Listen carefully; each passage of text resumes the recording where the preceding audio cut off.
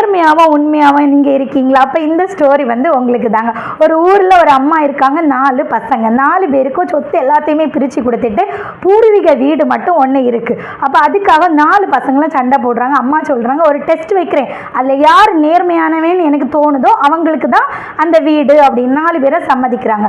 அப்புறம் 4 விதைகளை 4 பேர்ட்டையும் கொடுத்துட்டு இதில் யாருக்கு செடி நல்லா வளர்ந்துருக்கோ அவங்களுக்கு தான் இந்த வீடு அப்படின்னு.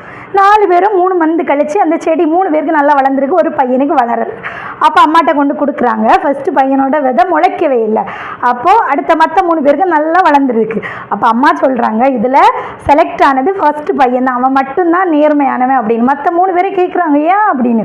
அதாவது நான் முளைக்காத விதைகளை தந்தேன், வெந்நீரில் போட்டு எடுத்து தந்தேன், நீங்கள் 3 பேருமே ஃப்ராட் தானே பண்ணியிருக்கீங்க, அவன் ஒருத்தனும் தான் நேர்மையாக இருந்தான், அதனால அவனுக்கு தான் வீடு அப்படின்னு. நீங்கள் உண்மையாகவும் நேர்மையாகவும் இருந்தீங்கன்னா கஷ்டப்பட்டாலுமே அடுத்து வின் பண்ணுவீங்க. நன்றி நண்பர்கள்.